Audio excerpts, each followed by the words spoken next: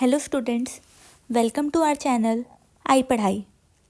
तो आज के इस वीडियो में हम लोग आगे के जो 5 क्वेश्चन हैं फ्रॉम द टॉपिक एनएलएम वो कवर करेंगे।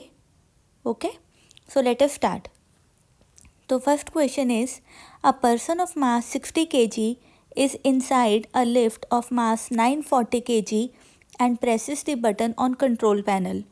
The lift starts moving upwards with acceleration 1 meter per second square and we have to find the tension in this supporting cable. Okay, तो इस तरह के क्वेश्चन में सबसे पहले हम डायग्राम बनाएंगे। क्या दे रखा है? पर्सन का मास 60 kg है, लिफ्ट का मास 940 kg है। ओके, लिफ्ट ऊपर जा रही है विद एक्सेलरेशन 1 मीटर पर सेकेंड स्क्वायर एंड यहाँ पर जो सपोर्टिंग केबल है उसमें टेंशन कितनी होगी वो हमें बताना है। ओके, तो यहाँ पर हम लोग क्या कर सकते हैं, सबसे पहले हम एफबीडी बना सकते हैं।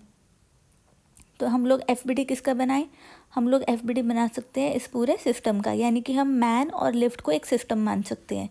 अगर मैं मैन और लिफ्ट को एक सिस्टम मान लूँ, this is man plus lift, तो इसके ऊपर यहाँ लग रही है टेंशन T और नीचे लग रहा है टोटल वेट। टोटल वेट कितना होगा? जो मैन का वेट है प्लस जो लिफ्ट का वेट है। ठीक है, यानी कि मैन का जो मास है प्लस लिफ्ट का जो मास है इंटू G। ठीक है, और ये लिफ्ट ऊपर जा रही है विद एक्सेलरेशन A जो कि दे रखी है 1 मीटर पर सेकेंड स्क्वायर। अब इसके लिए हम इक्वेशन लिखेंगे T minus M plus M into G equal to total mass of the system into acceleration A। अब टेंशन निकालनी है तो वो हो जाएगी total mass into A plus G। Okay, अब टोटल मास कितना हो जाएगा? मैन का मास कितना है? 60 kg, लिफ्ट का मास है 940 kg, एक्सेलरेशन जो है वो है 1, G की वैल्यू 10, तो ये हमारे पास आ जाएगा 1000 into 11 which is 11,000 Newton. Okay, तो इसका आंसर आ जाएगा ऑप्शन सी। आगे बढ़ते हैं। Question number 27, 3 forces acting on a body are as shown.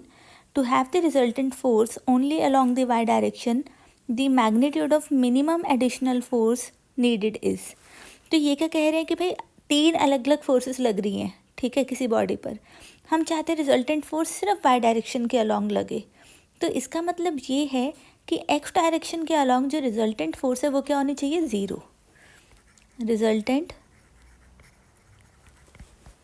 Force along x direction must be 0। ठीक है, तो हमें क्या करना है, हमें जो x डायरेक्शन के अलॉन्ग नेट फोर्स आ रही है उसको क्या कर देना है, उसको कैलकुलेट करना है। ओके, और कैलकुलेट करके जो नेट फोर्स आएगी x डायरेक्शन के अलॉन्ग, तो बस वही हमारा आंसर होगा, क्योंकि हमें दूसरी एक एक्सटर्नल फोर्स चाहिए होगी जो कि बिल्कुल उसी के मैग्नीट्यूड की हो लेकिन उसके ऑपोजिट एक्ट करे। तो हम कंपोनेंट्स निकाल लेते हैं इन फोर्सेस के अलॉन्ग एक्स डायरेक्शन। सबसे पहले इसका कंपोनेंट 1 न्यूटन वाली फोर्स का ये हो जाएगा 1 cos 60। ठीक है, पॉजिटिव डायरेक्शन में। फिर नीचे वाली जो फोर्स है इसमें ये एंगल हो जाएगा हमारे पास, ये होगा 30, तो ये हो जाएगा 60। तो ये कंपोनेंट यहाँ पर हो जाएगा कितना? 2 cos 60 पॉजिटिव डायरेक्शन में, और ये जो 4 न्यूटन वाली फोर्स है इसका कंपोनेंट इधर हो जाएगा। ठीक है, ये कितना हो जाएगा? 4 sin 30। तो जो फोर्स रिक्वायर्ड हमारे पास आएगी वो होगी net force along the x direction. तो ये हो जाएगी 1 cos 60 plus 2 cos 60 minus 4 sin 30। ठीक है, अब cos 60 की वैल्यू 1/2, sin 30 की वैल्यू भी 1/2, तो हमारे पास क्या आ जाएगा? Half plus 1 minus 2। ओके, तो ये आ गया मेरे पास half minus 1 which is minus 0.5 newton, यानी कि जो नेट फोर्स लग रही है वो 0.5 न्यूटन लग रही है और इस डायरेक्शन में लग रही है। तो हमें इसको कंपनसेट करने के लिए, इसको ज़ीरो करने के लिए 0.5 न्यूटन फोर्स चाहिए होगी और अलॉन्ग पॉजिटिव डायरेक्शन चाहिए होगी। तो इसका आंसर क्या आ जाएगा? Option A. आई होप समझ में आया होगा आप सभी को। Question number 28, mass of lift is 2000 kg when the tension in the supporting cable is this much, then its acceleration is। Simple question है। तो एक लिफ्ट का मास हमें दे रखा है 2000 kg, सपोर्टिंग केबल में टेंशन जो है वो है 28,000 न्यूटन। इसकी एक्सेलरेशन पूछा है किधर को होगी, जो अभी हमें पता नहीं, तो हम ऊपर की डायरेक्शन में ले लेते हैं। नीचे इसका वेट लग रहा होगा mg। इक्वेशन लिख लेते हैं इसके लिए, T minus mg equal to ma। Tension दे रखी है 28,000 माइनस इसका जो वेट है वो होगा 2000 इंटू 10 इक्वल टू इसका मास दे रखा है 2000 इंटू a। तो ये आएगा मेरे पास 8000 इक्वल टू 2000 इंटू a। यहाँ से आ जाएगा 4 मीटर पर सेकेंड स्क्वायर। क्योंकि ये पॉजिटिव आ रहा है तो इसका मतलब एक्सेलरेशन अपवर्ड डायरेक्शन में है। तो इसका आंसर आ जाएगा 4 मीटर पर सेकेंड स्क्वायर अपवर्ड्स। ओके, आगे बढ़ते हैं। Coefficient of static friction μs between block A of mass 2 kg and the table is 0.2. What would be the maximum mass value of block B so that the two blocks do not move? Okay, तो हमें क्या दे रखा है यहाँ पर कि इस तरह से पुली लगी है दो ब्लॉक्स के बीच में,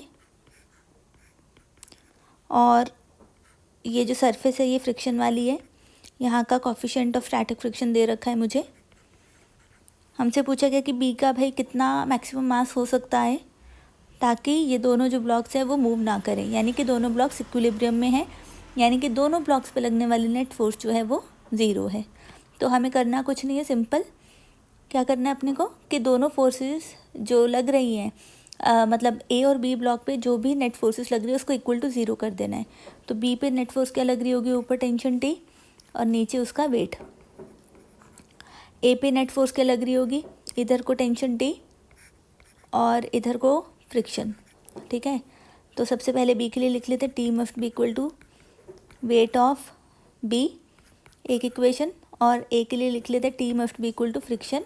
फ्रिक्शन कितनी होगी? Coefficient of static friction into normal reaction.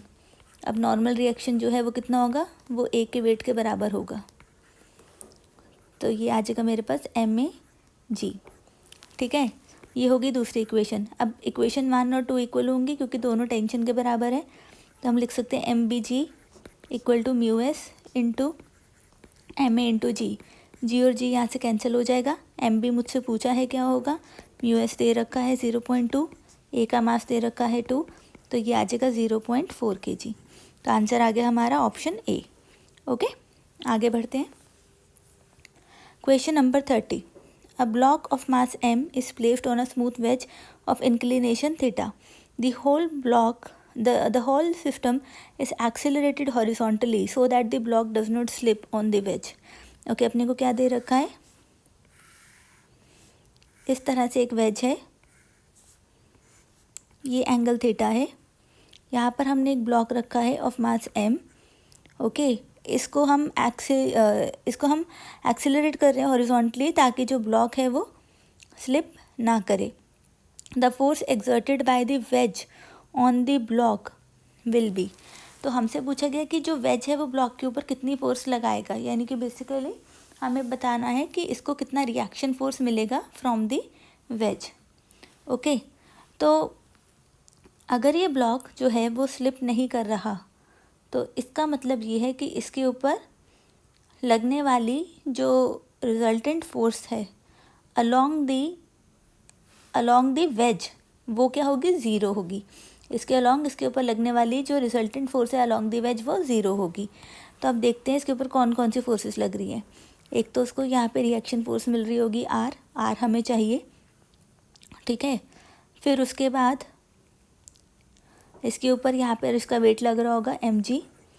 Okay, अब ये एक्सेलरेट हो रहा है हॉरिजॉन्टल डायरेक्शन में।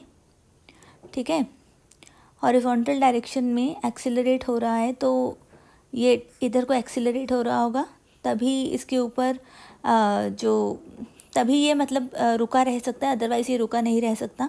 उसके पीछे कारण क्या वो मैं आपको बताती हूँ।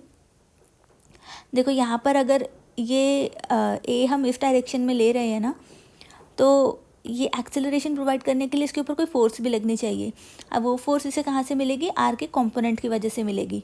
ये जो कंपोनेंट होगा आर का, है ना, ये कंपोनेंट कौन सा होगा आर का, देखो ये एंगल जो है, ये एंगल ये थीटा हो गया, तो ये एंगल थीटा हो गया, ठीक है। तो ये कंपोनेंट कितना हो गया, आर साइन थीटा। तो आर साइन थीटा की वजह से इसको यहाँ पे फोर्स मिल रही होगी, मास इनटू एक्सीलरेशन, ठीक है। अब क्योंकि ये मूव नहीं कर रहा, तो इसलिए हम लोग सिंपली यहाँ पे क्या लिख सकते हैं,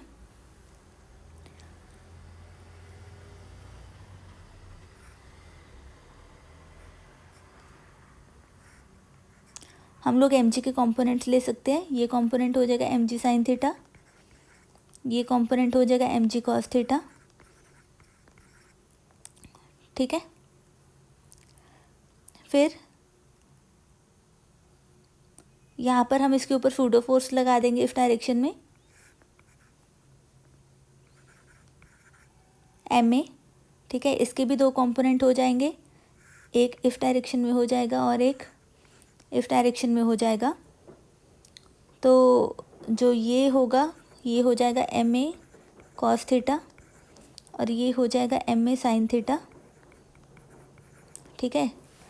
क्योंकि ये वेज के अलॉन्ग मूव नहीं कर रहा, इसलिए हम लिख सकते हैं M A cos theta will be equal to M ji sine theta, ठीक है। तो यहाँ से हम ऐसा कह सकते हैं कि a will be equal to g sine theta upon cos theta, या फिर इसको लिख सकते हैं जी टैन थीटा, ठीक है। ये हो गई इक्वेशन नंबर 1। अब इसके अलॉन्ग अगर हम देखें तो जो आर है, this will be equal to M A sine theta plus M G cos theta, ठीक है। तो ये हो गया मेरे पास, ए की जगह हम लिख सकते हैं M G tan theta into sine theta plus M G cos theta. तो ये आ गया एम जी, इसको हम क्या लिख सकते हैं, sine square theta by cos square theta plus M G cos theta. इसको फर्दर सॉल्व कर लेते हैं। तो आर आ जाएगा मेरे पास m ji sine square theta plus cos square theta divided by cos theta. तो आर आ गया यहाँ से m ji by cos theta, ठीक है। तो जो इसके ऊपर रिएक्शन फोर्स लग रही होगी ब्लॉक के ऊपर वेज की वजह से, वो कितनी हो जाएगी, M ji by cos theta. तो इसका आंसर आ जाएगा option A. Okay, I hope clear हुआ होगा सभी को। अब हम आगे बढ़ते हैं। आगे आपको ये नेक्स्ट 5 क्वेश्चंस जो हैं, 5-6 क्वेश्चन जो है वो कर लेने हैं। Question number 31, 32, 33, 34, 35 and question number 36। Okay, ये क्वेश्चन आप लोग कर लीजिए और जो भी डाउट्स होंगे आपके उसको सॉल्व करने के लिए जो भी इसकी नेक्स्ट वीडियो अपलोड होगी वो देख लेना, क्योंकि इसकी नेक्स्ट वीडियो में मैं इनके सॉल्यूशंस अपलोड करूँगी। ओके ओके बच्चों, till then all the best and take care of your health.